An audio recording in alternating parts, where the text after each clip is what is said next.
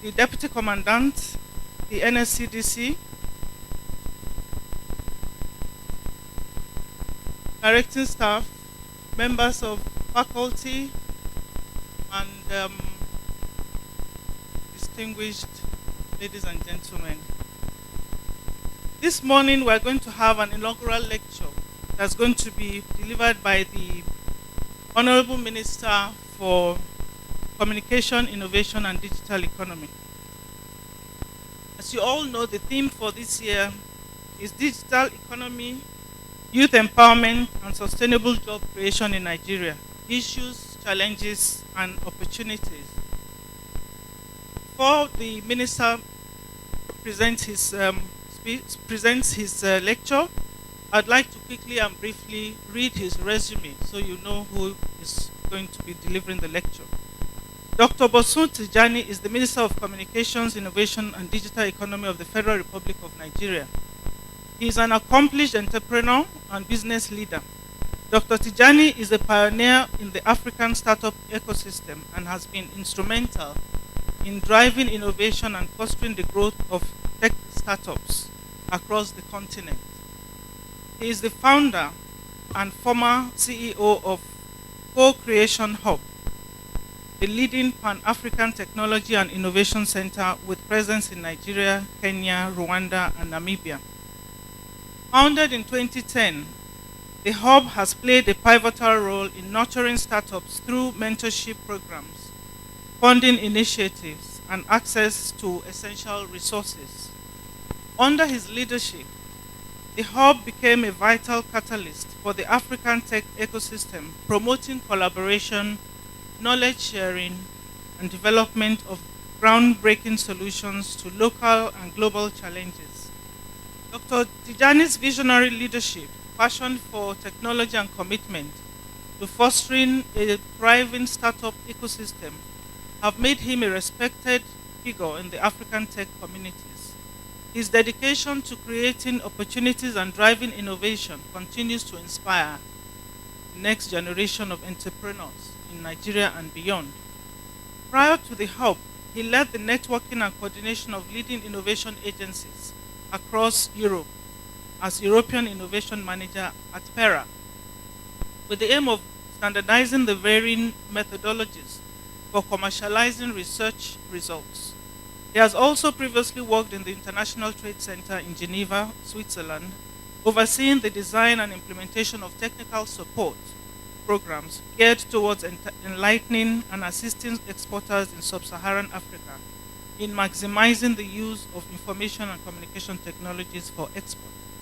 Dr. Tijani is an exemplary scholar who holds a bachelor's degree in economics from the University of Jos, a master's degree in information system management and from Warwick University, and a doctorate degree in innovation and economic development from the University of Leicester. He is an adjunct professor at the Wits School of Governance in South Africa. His PhD research focused on contributing to a better understanding of how the network perspective into innovation capacity serves as a contextually relevant framework. He was a member of the UK Advisory Committee on Digital Access Africa, a committee member of NESG on Science and Technology, and a member of the Expert Advisory Group to the European Commission on Mainstreaming. Dr. Tijani is a Desmond Tutu Fellow and a Fellow of the Center for Democracy and Rule of Law at the prestigious Stanford University, and he is happily married with children. I beg your pardon, I forgot to introduce myself. I am Nima Salman Man, MNI. I'm a directing staff. Dr. Tijani, you are most welcome to give the inaugural lecture to the attendees of SEC 46 2024. Can you hear me? You have the floor. 5 minutes. Hello, Dr. Tijani, are you there? Yes, I am, Director, and thank you so much for the introduction as well. Very kind introduction. Thank you. Well, 45 minutes. You're welcome. Right. Sorry, Dr. Tijani. I forgot to tell them that the culture in NIPS is to give a very resounding round of applause. You are welcome. Thank you so much, Director. Thank you. The Director General, National Institute of Policy and Strategic Studies, but also the Director of Studies. I'll say, please permit me to stay on existing and established protocol. I had a plan to be with you in person. All arrangement was made, but sadly, we have a FEC meeting which is scheduled for midday today, and there are a number of items in that meeting that I'm personally responsible for. So we have to change plans. I understand that what I'm about to share is quite sizable. So I do hope that you will bear with me to patiently follow, because Um, it would have been sorry, better to do this in person. sorry, But sadly, I'll be doing it online. I'll make an attempt to do justice to it, so sorry, that each doctor. person in the Excuse me, room. doctor. Sorry, there's an echo, and we are not able to hear you very clearly. Control. Okay. Is it from here or from there?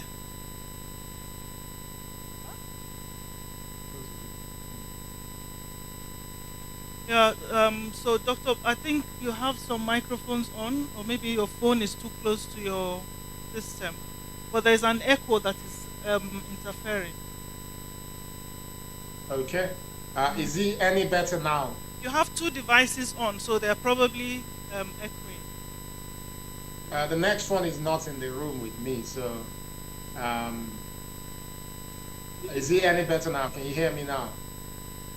We can hear you, but the echo is still there. The echo is still there. Osibo, Yes, teacher. I'll log off. yeah, please log off. Thank you.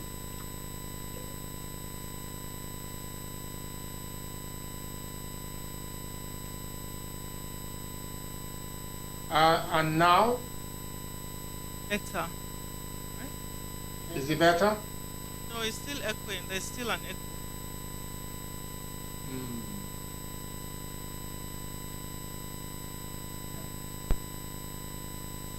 I think the echo is probably coming from the room. Uh, Okay, we just okay. have to continue since you have an echo. The effect meeting. I think what we probably need to use a mic if we're going to get rid of the echo. Um, so is it any better? Better, yes. It's better. I think we just continue. Let's just go on. We'll just. The other option we have is I can move to a smaller room. If we're in a smaller room, there won't be echo. So if you want me to try that, I can try. Probably, yes. Thank you very much. Thank you. Let me have it. Let me have it.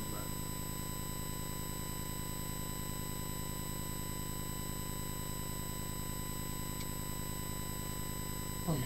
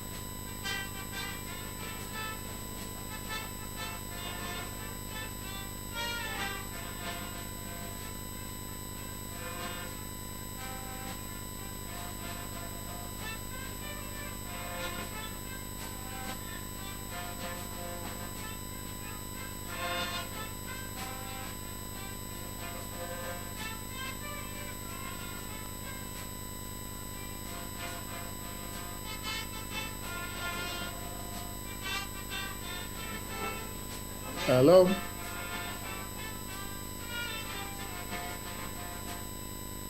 Hello? Hello. Yes, is this better? Yes, it is. Thank you very much. It is better. Okay.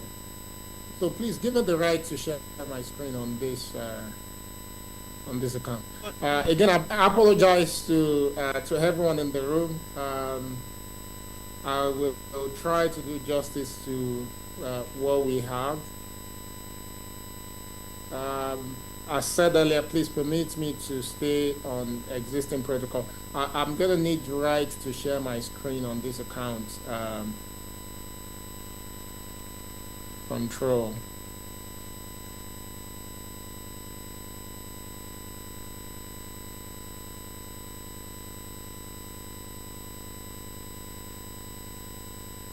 Control, can you please share his screen?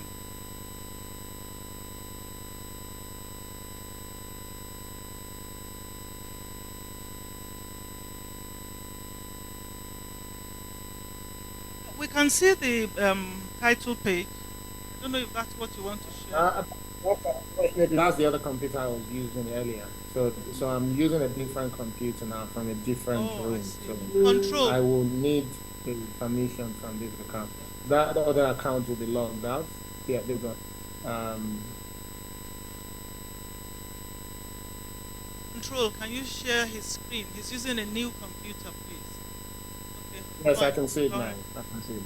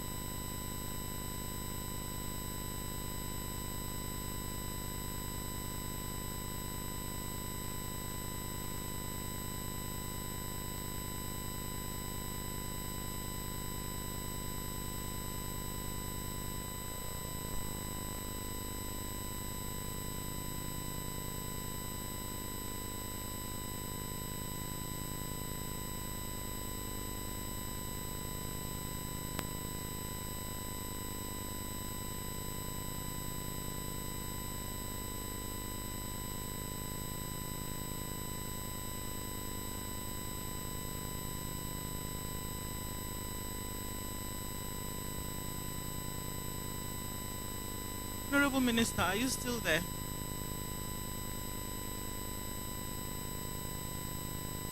Yes, I am. I think you can see my screen now. So we're good to go. Can you see my screen We now? can see it. We can see your screen. Fantastic. Again, I apologize. I think I will try to make a start. Again, thank you so much for the honor and invitation to join today. Of course, I do not take it lightly. I spent a bit of my time in Jos, so I was looking forward to coming to Kuru. But unfortunately, the duty calls meant we have to do this online, like I said earlier. I've been asked to speak to an important topic, something that is, of course, dear to my heart. We do have a number of slides that I will go through. but I'm going to attempt as much as possible to simplify my presentation so that everyone in the room can follow. And where I would like to start for all of us that work in government is really to speak to what is the sole purpose of every government in any society or any country, which is really economic growth, right? Our goal on a daily basis is how can we drive a prosperous society that is secure, safe, but continuously growing to the point where it can serve its people. This is what we all set out to accomplish on a daily basis. And there are a few options through which we can do this. The traditional way of looking at this, of course, is through the lens of production function, which says, if you look at the option 1 on the screen, you increase the input that goes into the production process. The typical one that we all know is, of course, labor and capital. That for every nation to accelerate growth in its economy, I'm getting, I think there's a mic that is on.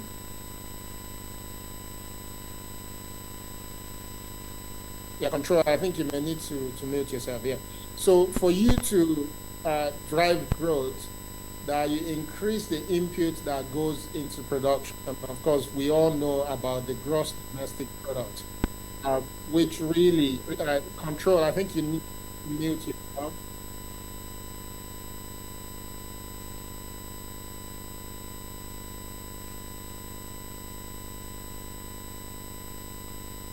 Honorable Minister, do you have a request?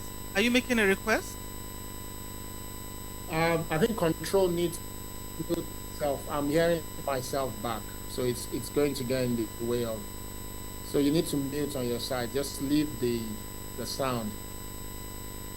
Okay, I think that's been done now. So if I can continue, we, as I was saying, there's two options that we have to drive the growth of our economy. One option clearly is for us to continue to increase the input that goes into our production process, which is we need to put in more capital and more labor. That's one option. As we do that, we see more results at the end. Example being agriculture, for instance, if we put in more labor, more capital into agriculture, it is expected that we'll see more agricultural produce being generated in the country. And this is the same thing you can apply to any sector in the world, really. I want to confirm that you can still hear me.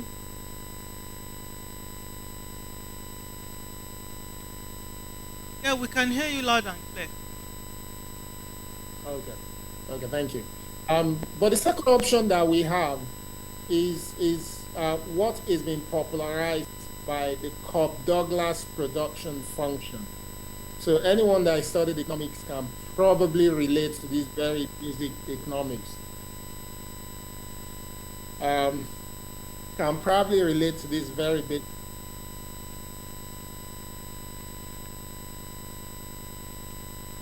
Osibo, can you get control to mute itself? I'm getting feedback from control. Okay. Control needs mute itself. Cool.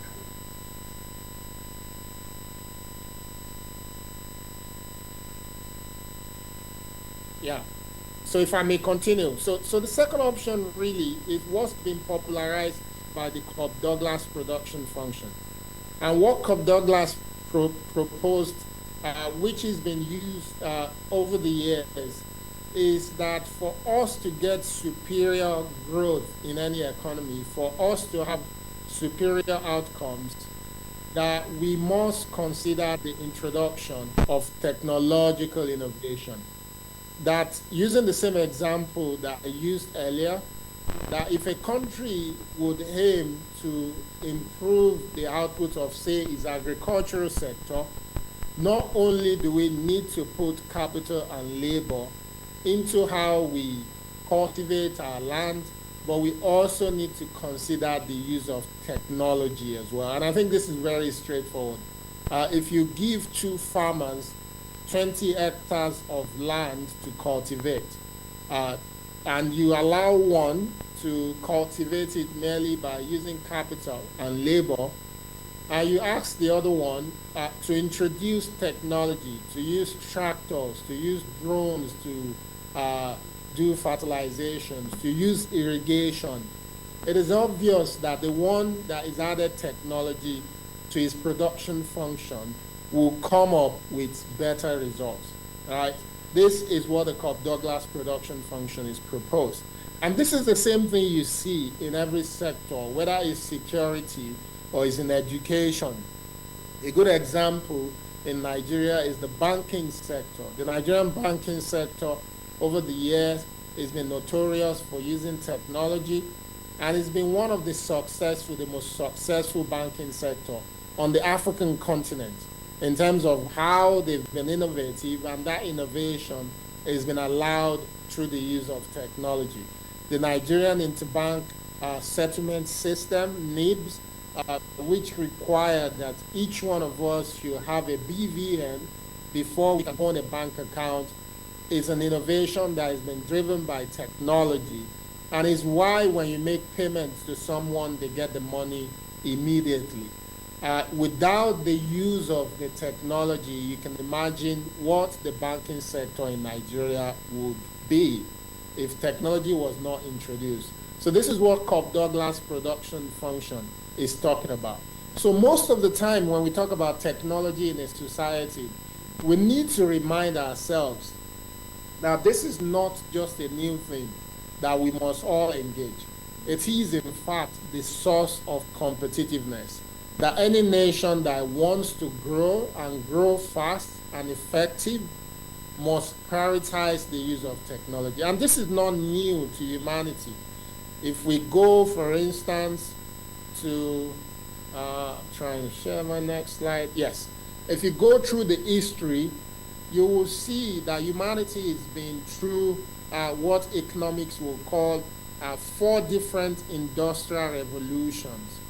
The first industrial revolution, which unfortunately most African countries did not participate in, partly because we didn't have independence then, so we didn't exist as what we had today, is what they call the Industry 1.0. You can imagine the Industry 1.0 as the era for mechanization, when we had the steam power and weaving loom. These were technologies that made it possible for humanity to have the railway, for instance. And you can imagine what life was like before the railway. Our ability to be able to move goods and services from one place to the other was limited.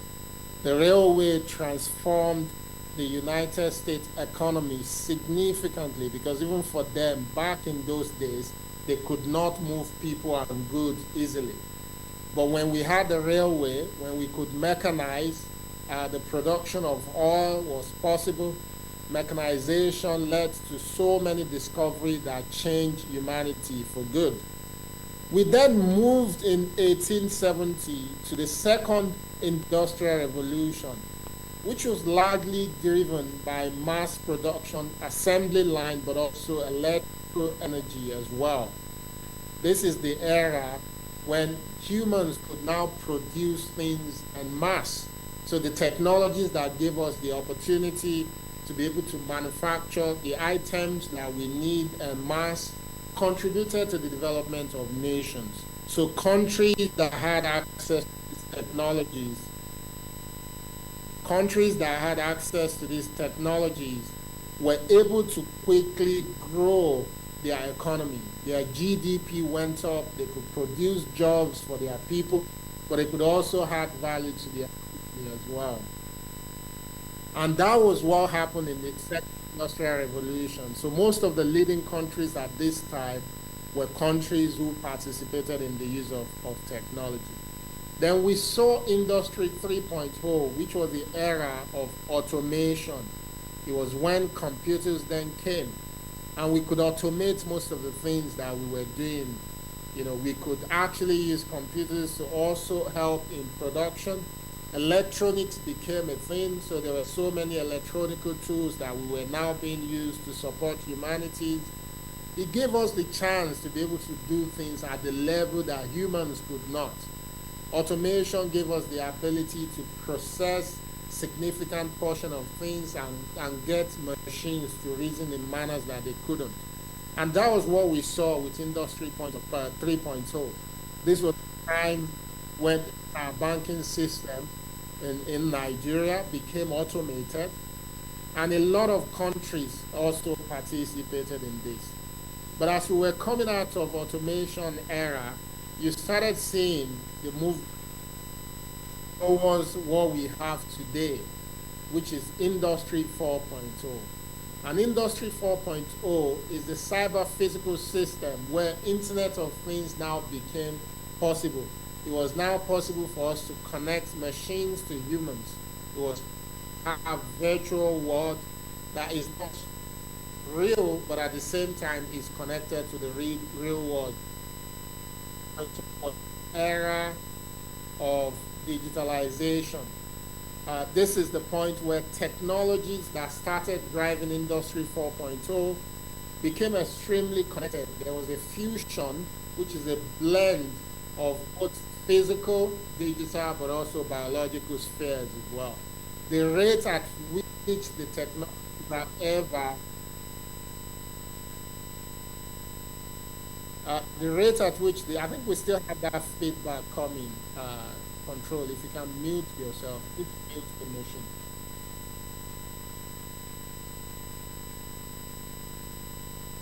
Bro, it's still that echo. Is it bothering you, Honorable Minister?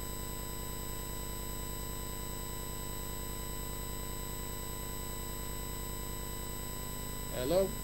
Hello, Honorable Minister, can you hear me? I can hear you clearly, madam. I hope you can hear me. I can hear you loud and clear. Okay. All right, so I'll let you mute yourself now. Then, yeah, but that echo is coming. Please mute. Control, can you mute your mics, please?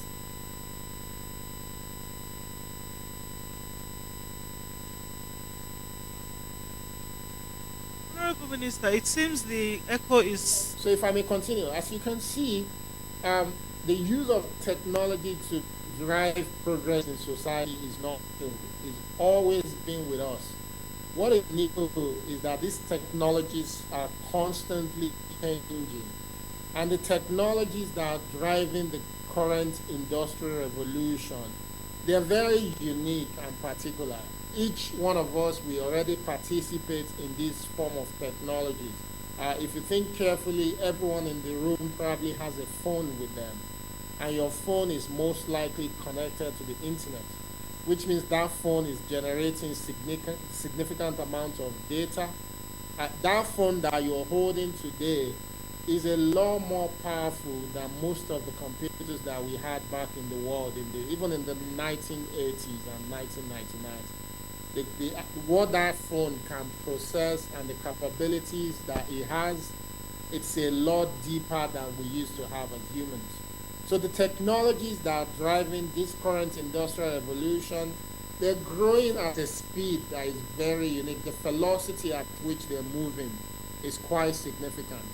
Their scope as well is something that is worth paying attention to.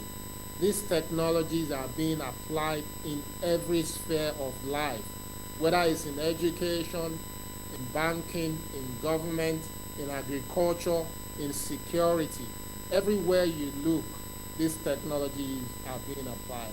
But the most important thing that is that we all take into consideration as leaders is the systemic impact of these technologies.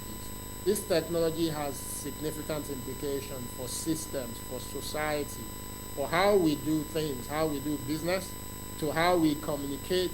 And for those who are following the development in artificial intelligence, these technologies will have the capability to determine how we think. how we think and what we think will be influenced by these technologies. This is how important they are.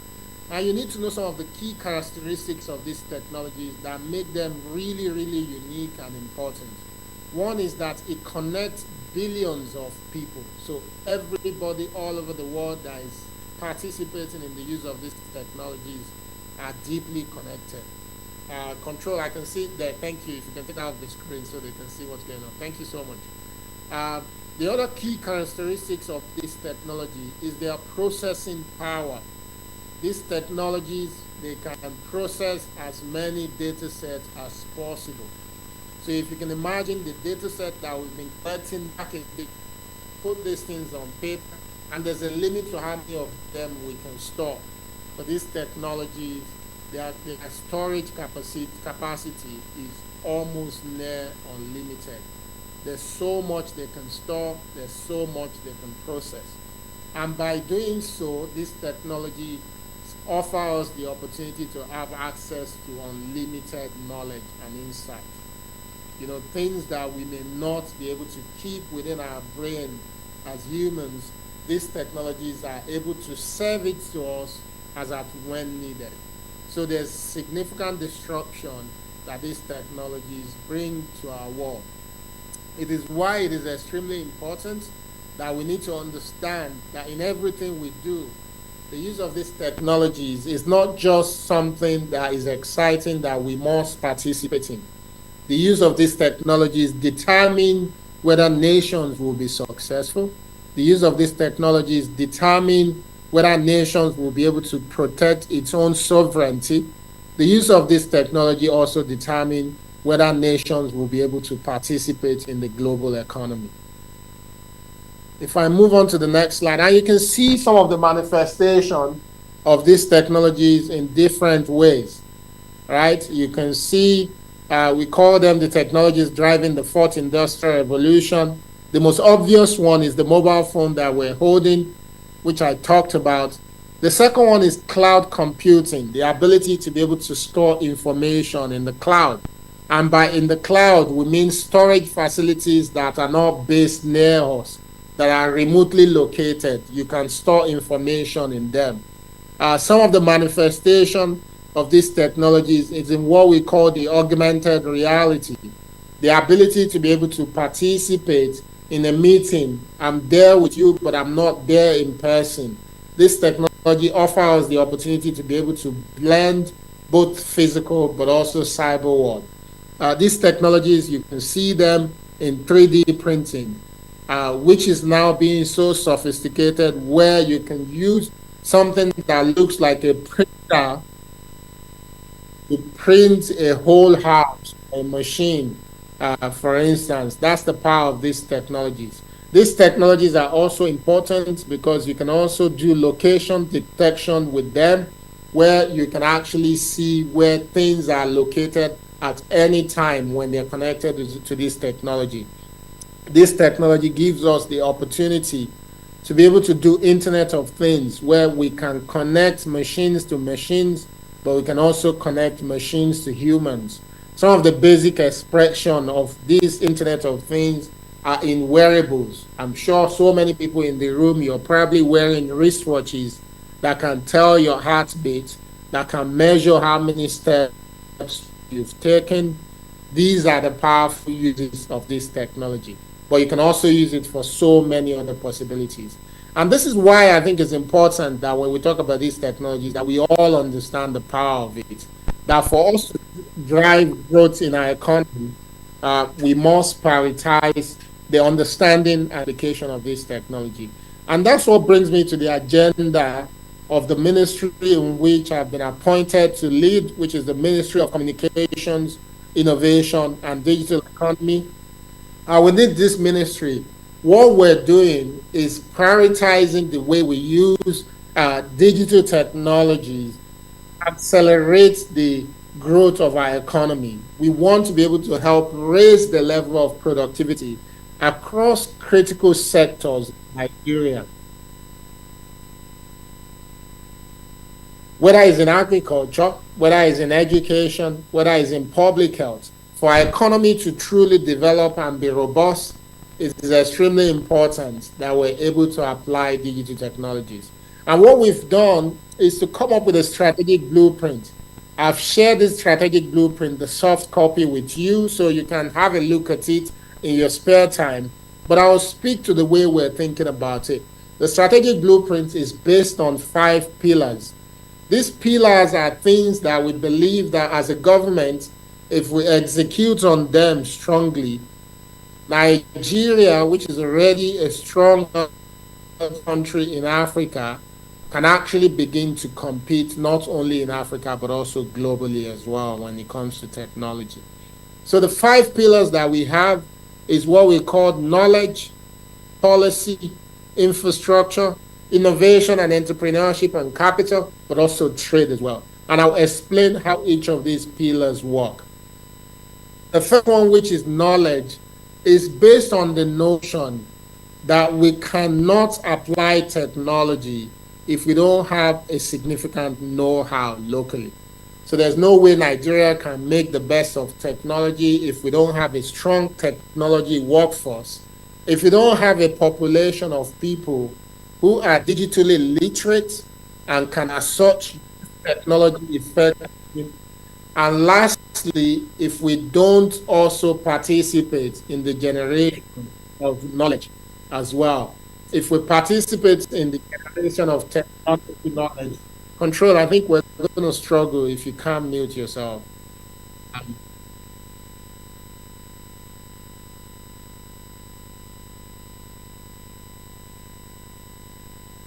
Honorable Minister, we can hear you loud and clear, and there's no interference here. There's no interference okay, the whatsoever. interference is coming back, so it affects me from talking. Yeah, it's coming back to me. So please control mute. So as I was saying, the first pillar of this work is knowledge. And under knowledge, there are 3 key areas that we are working on for the next 3.5 years. The first one is to train 3 million technical talents in Nigeria. This is a significant endeavor because there's hardly any country on the African continent that can boast of 3 million technology engineers working within the digital space. In fact, the progress that we've made so far in the country in technology in the last 10 years is being powered by a workforce of technology people that are less than probably 20,000. I used to be part of that sector, so I have a very strong understanding of what is going on in there. But according to the mandate that the president is giving us, we are pushing aggressively to train 3 million technical talent over the next 3 years. And as part of that drive as well, we're also focusing on driving digital literacy in Nigeria to about 70% by 2027. We want to ensure that at least 70% of Nigerians are able to drive and understand the use of digital technologies in whatever they do. This is a mandate that we've also put in our agenda for the next 3 years. And lastly, on knowledge, is that we've picked about 6 technological areas, which includes artificial intelligence, UAVs, which are drones and technologies that are around unmanned vehicles, Internet of Things, robotics, blockchain, and additive manufacturing. We have prioritized these 6 key areas, and we want Nigeria amongst the top 25 percentile location in the world in these technologies.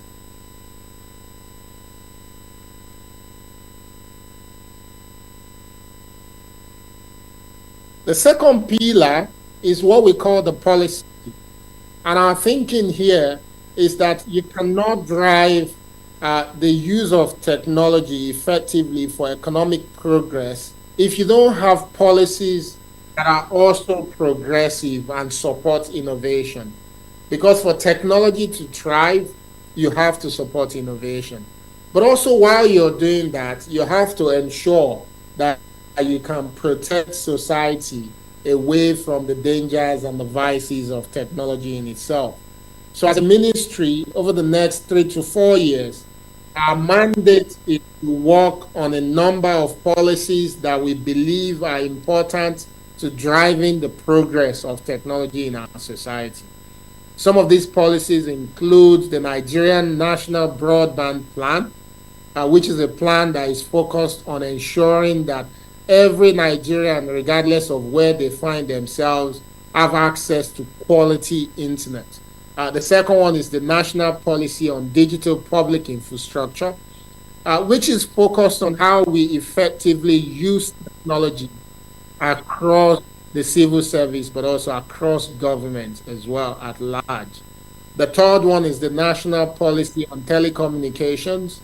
We're also working on the National Blockchain Policy. There's a National Digital Economy Plan. There is the Nigerian Startup Act, which is an act that is focused on supporting small technology businesses to be able to do business effectively in Nigeria. There's the National Artificial Intelligence Strategy, the National Data Strategy, and also the National Digital Literacy Framework as well. Without further ado, if I move to the next. So under these, when you check the documents that I've shared with you, we've clearly stated the goals that we've given to ourselves under each of these policies, and you can read them and actually see what we're working towards under each of these policies. The third pillar is what we call the infrastructure.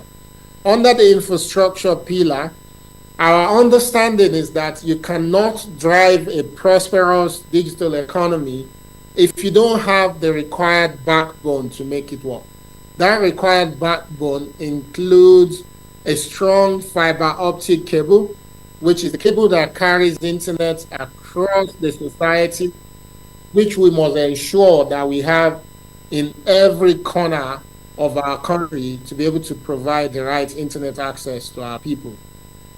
Another example of the infrastructure that we're working on to drive the digital economy is our NIPOST.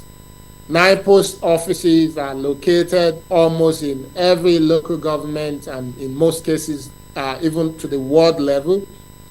This infrastructure are important to driving a prosperous digital economy because they facilitate the movement of goods and services, and they provide the opportunity as a last mile location that our citizens can go to access these services as well.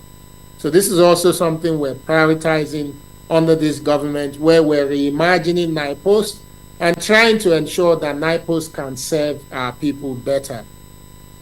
Another work we're doing is the reuse of our satellites. As you may be aware, Nigeria is the only country in West Africa with its own satellites.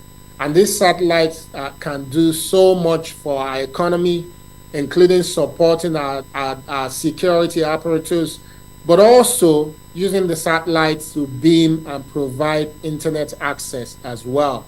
This is also something that we're prioritizing in the next 3 to 4 years. And I'll talk about some of the things that we're doing in this space. We also hope that efficient use of technology will also require that we have a single place where people can access government services. And as such, we're building and launching by the end of this year what we call the OneGov, which is a platform where citizens can access government services. Well,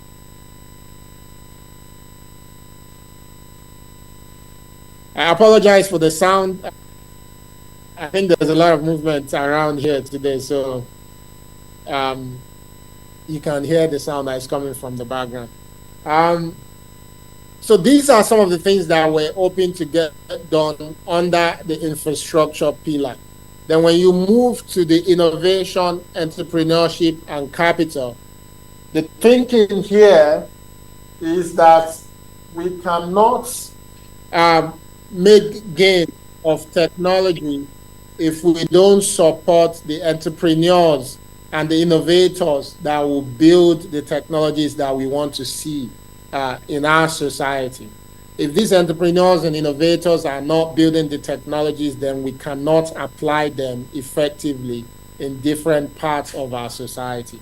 And what the government is doing here, obviously, is also ensuring that we have a significant pool of patient capital that local entrepreneurs can have access to.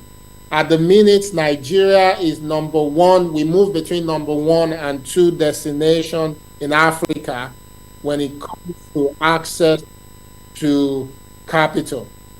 So Nigeria is the top destination for access to capital for technology startups. Just to clarify, for technology startups, we're either number one or two, depending on the year. 2 years ago, Africa raised about 5 billion in total to technology startups. 20% of that came to Nigeria alone, which is about 1 billion.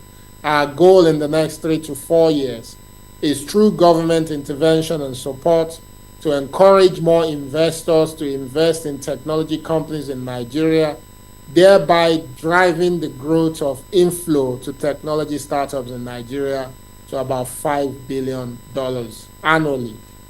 This is the target we're giving to ourselves. Also, a lot of our technology companies are companies that are registered abroad, even though they are owned by Nigerians.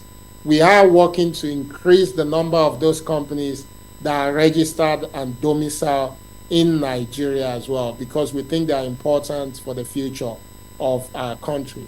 And in doing so, we are launching a number of initiatives to encourage the application of technologies, but also the development of technologies by more technology companies in Nigeria. You will see that we've started doing some work in agriculture. We've started supporting a number of innovation in education, but also in healthcare as well. I'll talk about some of these initiatives as I begin to wrap up. And the last pillar is that we understand that as a nation, if you're going to raise the level of productivity and progress, you also have to prioritize trade. And our goal as a ministry over the next years is to drive the growth of technology products coming out of Nigeria.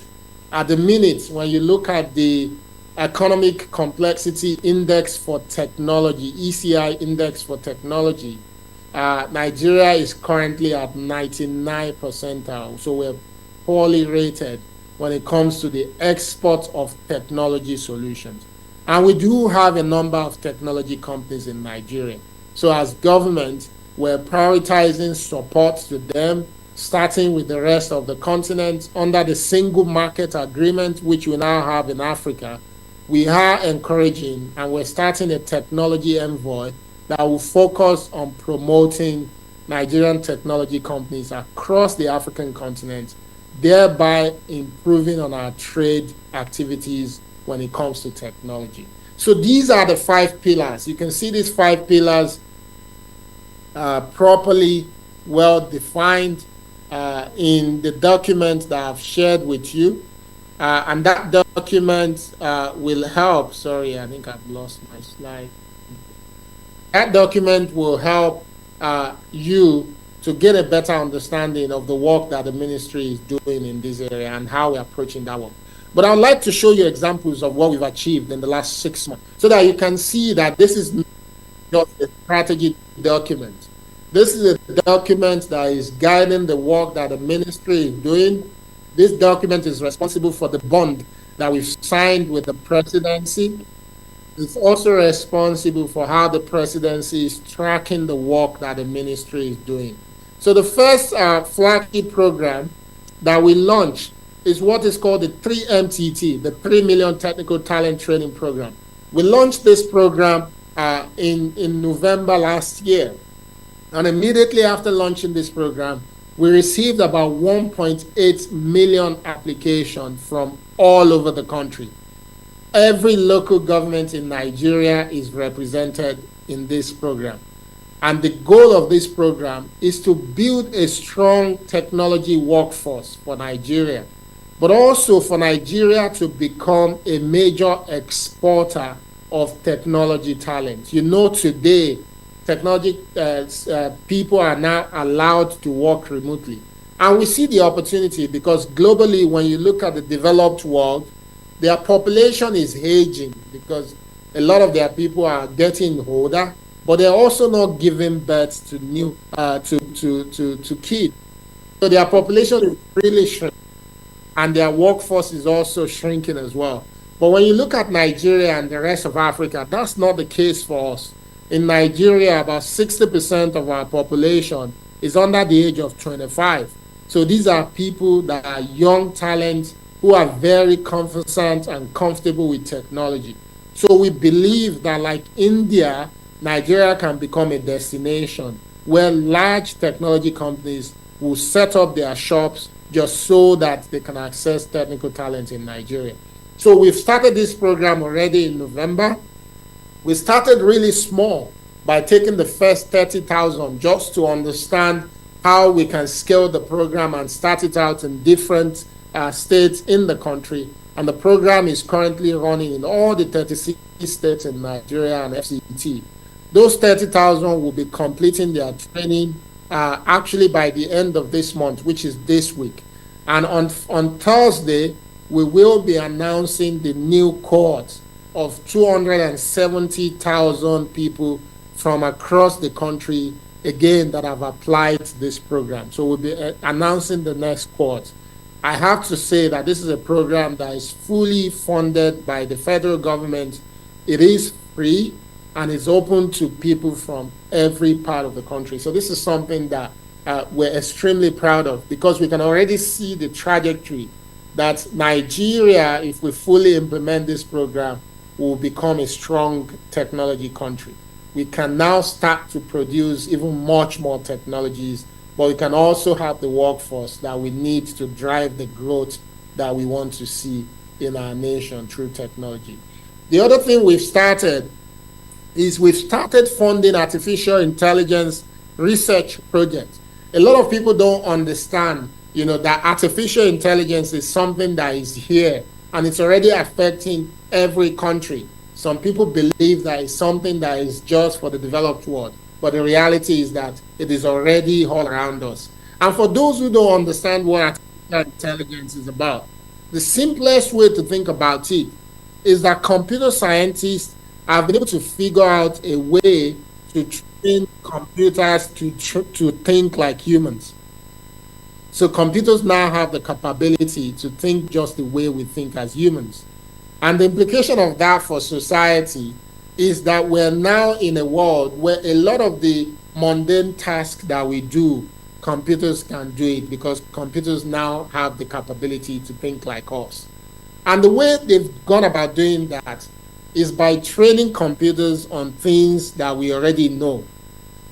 So in the information and the insight that we have about ourselves is now being given to computers. So computers can think just like humans as well. And this is possible because of what we call annotation and labeling.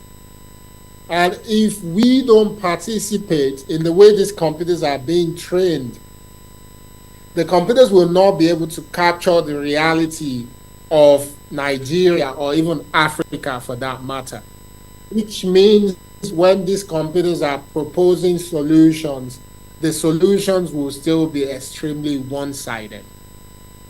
So this is why the federal government is very keen on ensuring that we start to participate. And we're extremely lucky as a nation. When I was appointed, we quickly actually used artificial intelligence to find some of the best scientists in the world who are of Nigerian descent, because our people are all over the world. We found that there were over 5,000 Nigerians working in some of the best academic institutions in the world that are participating in the development of artificial intelligence. So now we've launched our own research scheme, not only just to see how we can participate, but to also see how artificial intelligence can be used in agriculture, in finance, in security, in governance, and all the critical sectors that are important to us. Now there's hardly any major important artificial intelligence activity in the world that Nigeria is not being invited to, because we've been able to show the world that as a country, we are also interested in this new phenomenon that is already changing our society. And I'm sure some of the people in the room already use AI as well. If you use ChatGPT, that's artificial intelligence. ChatGPT can now do much more work for us than even a lot of the people around us can do. Whether it's in writing our speeches, ChatGPT can get it done. What your speechwriter can do in 2 or 3 days, ChatGPT can do it in less than 2 seconds through just basic prompts, because ChatGPT pulls together everything that has been known. And when you ask it to write a speech for you or to tell you about something as simple as how do I teach osmosis to children under the age of 3, ChatGPT can do this and help you to know it without you looking into books or pushing too hard. So this is something that we're also prioritizing as a nation.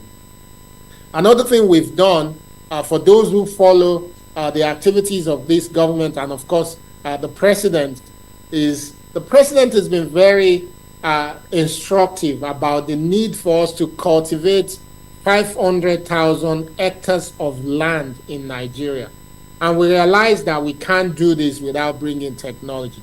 So we've actually also launched a program with the Ministry of Agric and Food Security that brings people together who have developed solutions in Forhara. And Forhara here talks about artificial intelligence, blockchain technologies, and all the modern fourth industrial revolution technologies. And we're supporting 10 of them to quickly pilot their solutions in real farms. And by piloting it, they can then look towards scaling it to multiple other farms as well. This is a program that has been funded already by this government, and those 10 technology companies that are Nigerian technology companies are now in the process of kickstarting their testing with the next farming season, which is about to start, I believe, in March and April as well. Another thing we've done, I talked about giving opportunity for local young technology entrepreneurs. We also understand that most of these local technology entrepreneurs find it difficult to be able to interact with government. They can't participate in government tender. And we know that government is the largest, for instance, customers that any sector can have anywhere in the world. This is not unique to Nigeria. So we've launched the Startup Act, which was signed by the president. And the aim of the Startup Act is to create an enabling environment for the growth of startup by providing support to entrepreneurs, by fostering innovation, but also removing regulatory barriers as well, especially for a lot of our young technology entrepreneurs. The other thing we've done is we've started with the World Bank, for instance, something that is called the Broadband Alliance. And the goal of the Broadband Alliance is to ensure that every Nigerian, wherever they find themselves, can have access to quality internet. I'm sure most of us can speak to this, where when you move away from our urban cities, the quality of the internet begins to drop. So my ministry and under my leadership, we are prioritizing efforts to ensure that we can drive better usage of internet across key parts of our society, wherever you find yourself. And one of the examples of the project we're doing under this, which we launched last week, in the next 6 months, we will be connecting all the 774 local government secretariats. All the secretariats in Nigeria will be connected to the internet in the next 6 months. The goal here is that local government secretariats are the closest to our people. And if as government we have to deliver efficient and effective services to our people, it is important that those local government secretariats have access to the internet. So this was announced last week. We've started the connection. I think about 5 of them already were connected last week. But in the next 6 months, our goal is to accelerate and connect all these local government secretariats. And this is a program that is being fully funded by the federal government, because the federal government has 2 companies. One is the satellite company, which can provide internet access to secretariats that are in remote areas. Then there's another company that is called the Galaxy Backbone, which the government has invested in over the years, that owns fiber optic cable across Nigeria. So we're going to be using these 2 companies to actually provide internet access to all the local government secretariats, Nigeria, over the next 6 months. Of course, for us to be able to do this, we have to create new jobs. We have to hire new people. And we're projecting that about 300 Nigerians work on this project over that 6 months, but also they will also then start to support the ongoing usage of the internet, but also ensuring that the internet is constantly available and the uptime is high. This is another project that we've launched within the last couple of months of this administration. Um, Another one which has been popular, and the work on this started quite a bit, but it's now being led by the vice president, and this is going to go live, is that the government, through partnerships with the Africa Development Bank, the AFD, which is the French Development Agency, and also the Islamic Development Bank, is making available close to 600 million US dollars to support local technology entrepreneurs, particularly the young entrepreneurs across our country that are beginning to build technology. So we understand that if we do everything that we say we want to do, but we don't support these young people that want to build these solutions with capital to be able to grow their businesses, that we will struggle. So the government, in partnership with AFDB and all these other partners, we've launched a program called the IDICE. And IDICE is a $660 million US dollars intervention that is supporting entrepreneurs, also supporting innovation facilities across the entire country as well. And you may wonder, for those of you that have been in government, you may say these are lofty ideas. How is he going to ensure that he's able to accomplish all of this? Part of what we've done is to create a model for how we deliver projects within the public sector. So if you check the document that has been shared with you, you will see that we created something that is new to Nigeria and is not being used as well in most places in the world. This was an academic exercise that we've called the Public Sector Project Complexity Index.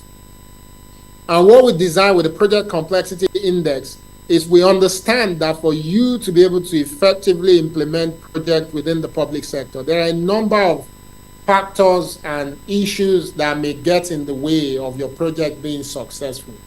So we brought all those issues together and we applied coefficient interpretation to them, where we brought things like, if you have a project that you need approval from the National Assembly for instance, you start to understand that the level of complexity of that project is a lot higher, and your ability to quickly execute on it may also be affected. You have projects where you have to work with other multiple MDAs. The level of complexity of such projects also becomes something that you have to take into consideration. So by building this system, which we're happy to share with Kuru, I think it should be of interest to Kuru. It's also automated. Every intervention and project that we're running in the ministry goes through the project public sector project complexity software to determine whether these projects are low, medium, high, or very high risk in terms of our ability to quickly execute on them. So when a project is rated to be low, that project is said to be relatively simple and straightforward with a very low complexity level. A project, of course, that is medium says the project is moderately complex, but the project team has the necessary skills and experience to manage the risk that will come with a project. When the complexity of a project is high, the meaning here is that it is complex and challenging, and with a significant level of complexity. The project team will need to carefully manage the risk and have contingency plans in place on how they intend to manage it. And of course, project with very high complexity index, which is somewhere between 0.75 to 1, is a project that is extremely complex with very high risk of not completing the project during this administration. And project team will need to have an extensive experience and expertise in managing complex projects. And of course, some of these projects would also determine the level of buying that we need to drive as well, depending on where they fall under the project complexity index. So this is something that guides the way we do our work now at the ministry. This was developed just about 3-4 months ago. And everything we now do passes through this index to help us gain a better understanding of our ability to be able to deliver on them. And lastly, we also adopt an implementation rule that because a lot of the projects that we do and we will continue to do as a ministry are based on taxpayers' money, and in some cases, contributions from foundations, that we have to be careful about how we implement them. That we don't just pump all the resources that we have in trying to drive them, but we apply the rule of 1 to 10 to 100. And these rules simply says if you have a project where you have to ensure that the cost of quality is not high. Cost of quality means that the cost of you failing or the cost of the project not delivering the expected outcome, if that cost is going to be high, then you want to ensure that you take an implementation approach that will let you reduce the risk of failure. And this approach is what we've also designed to guide the way we do our work, and it's called the 1 to 10 to 100. 1 means that you start first with just 1% of your target. When I talked about our goal to train 3 million technical talents, the first thing we did was to start with 1%, which is 30,000. And that's what we started in November, which is now ending in February. Now we're moving to the next phase, which is 10%. And that 10% is what's going to take us to 300,000. And because we've done 30,000, we're now doing 270,000. That's the next one that we're launching, which in itself is quite big and it's going to still cost a lot of money. The first 1%, actually, we spent very minimal amount of money on it. It was a lot of effort and support from industry partners. Government money wasn't quite, a significant portion of that. So we've learned how to scale that, and we're going to now take it to 10%.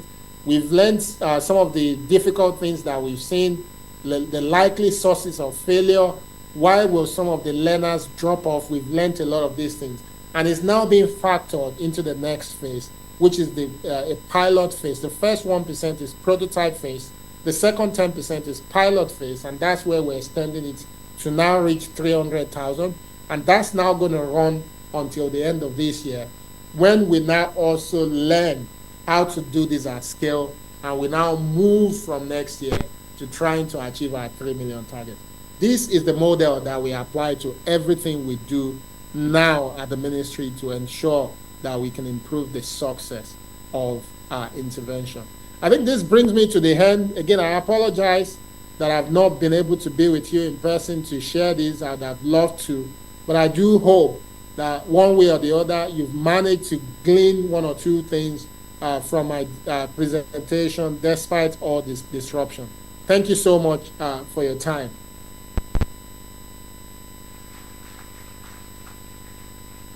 Thank you very, very much, Honorable Minister. That has been a wonderful paper presented.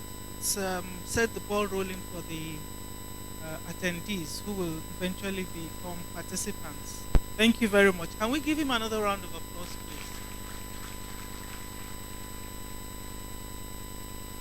I don't know if the Honorable Minister has time for questions. Honorable Minister. Yes, I think if there are a few questions, I can take them. FEC is 12 o'clock, so I will need to leave 20 minutes minimum before 12. So I can take questions if there are questions. Okay, we'll take 2 questions from participants. Can you please indicate by raising your hand? 2 questions, please. First person, I don't know your names yet, and then, the last person there. So the mic, where is the mic? There are mics around you. If you look around you, there are mics hanging on.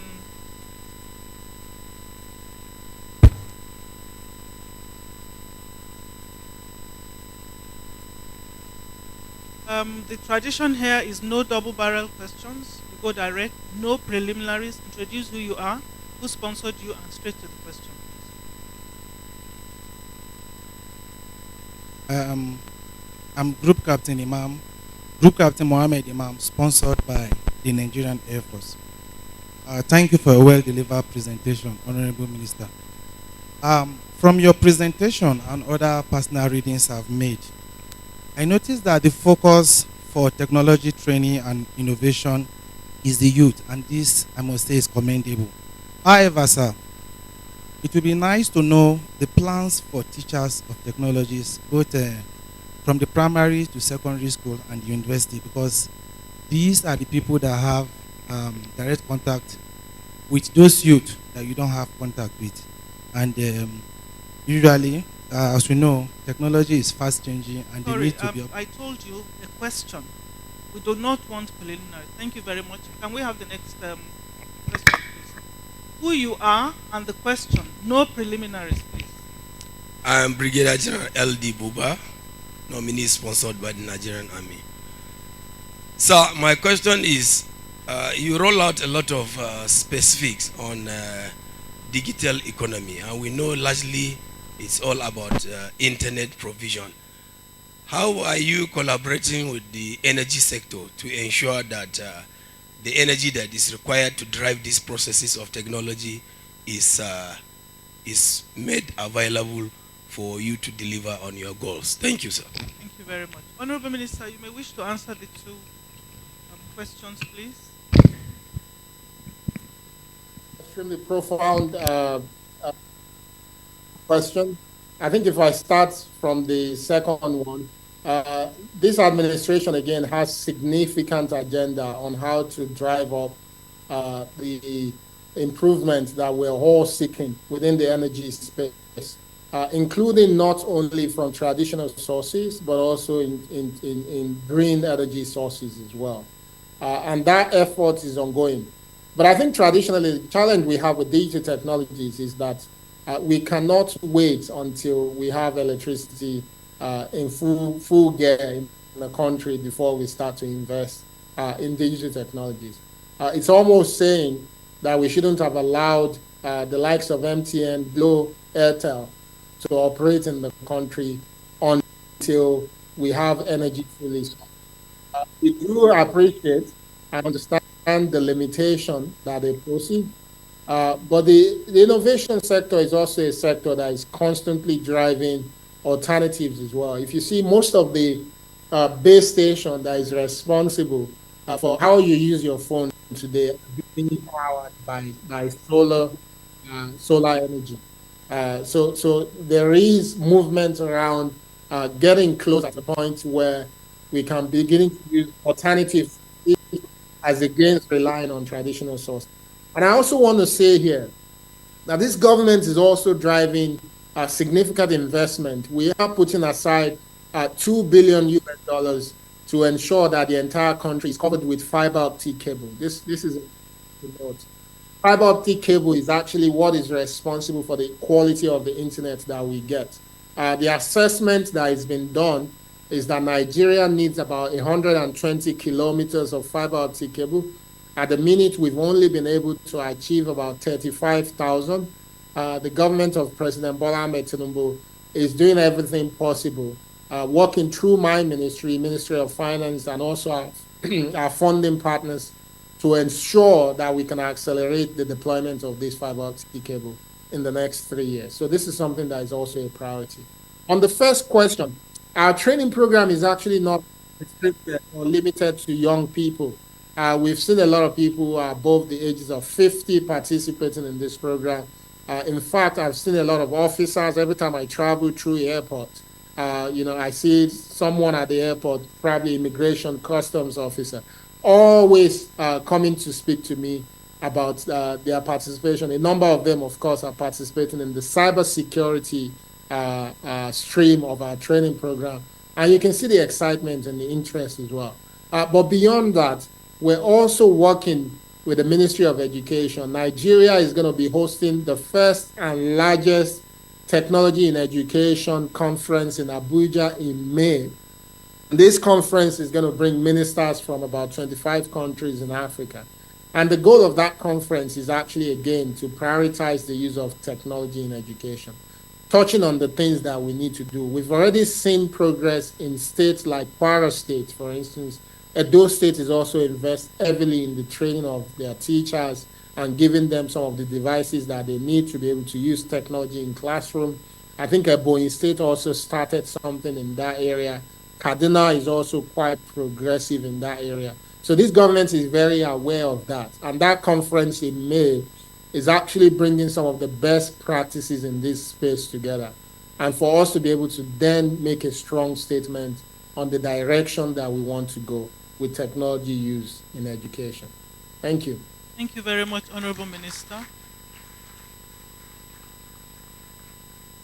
Unfortunately, we don't have time for intervention from faculty, so I'll just call on the Director of Studies to wrap up before I call on one of the recipients of the lecture to give her vote of thanks. But before then, I'd like to say that a number of dignitaries came in while the lecture was going on, but because there's no time, we'll recognize them appropriately during the inauguration. DOS.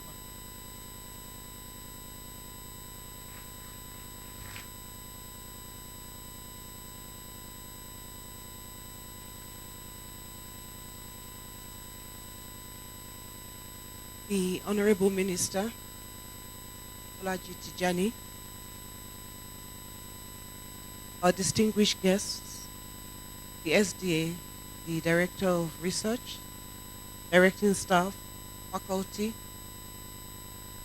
distinguished members of the Plateau State Government, invitees, now very distinguished nominees of Senior Executive Post 46, 2024, good afternoon.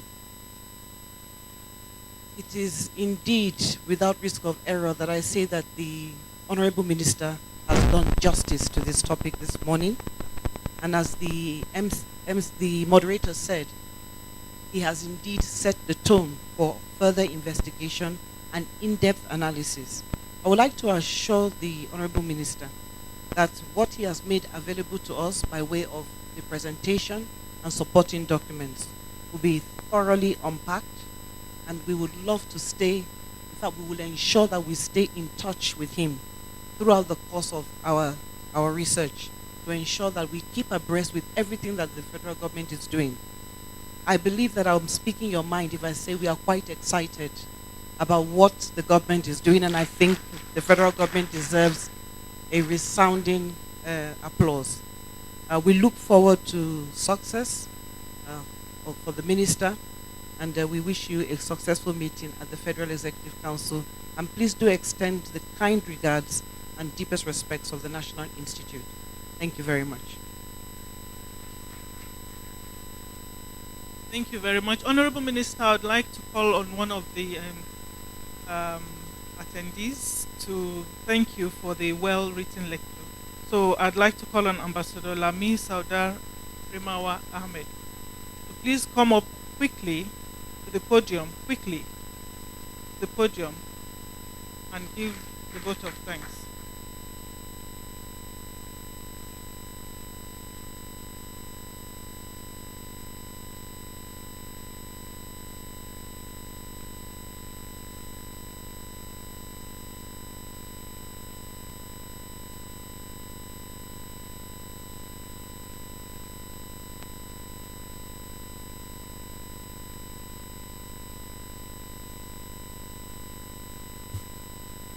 The Honorable Minister of Communication, Innovation and Digital Economy, Bosun Tijani, representatives of the Governor of Plateau State, Barrister Caleb Manasseh Muktwang, representatives of the Bongwang Jos, representatives of the Chief Judge of Plateau State, the DG NIPS, ably represented by the Director of Studies, Professor O.J. Paramalam, MNI, directing staff, faculty, fellow nominees, distinguished guests, ladies and gentlemen. I am Ambassador Lami Sauda Rema Ahmed of the Ministry of Foreign Affairs, sponsored by the Office of the Head of Service of the Federation. Honorable Minister, I believe that we leave here today more enriched by your presentation and your in-depth lecture. Indeed, it has captured the essence of our research topic for this year, and also has highlighted the complexities that go into building a digital economy during the fourth industrial revolution. Honorable Minister, as has been said, this is our topic for this year, and it is our hope that with what we have gathered here today, and also what we will still keep gathering from you during the program, because as mentioned by the DOS, we will come back knocking on your door during this period, and we hope you'll keep your door open to us. It will go a long way in contributing to the final outcome of our work here this year. We also hope that that work will contribute to yours as well and to your resounding success. On this note, I would like to commend His Excellency President Bola Ahmed Tinubu for these very, very important and salient steps taken in building a digital economy for the 21st century and beyond. Thank you very much.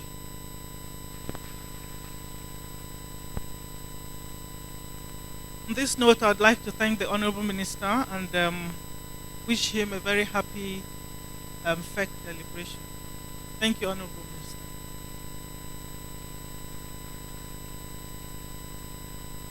So I think coffee break is ready. So we'll break for coffee and reconvene in the next 15 minutes for the inauguration of the nominees. 15 minutes, please. Thank you.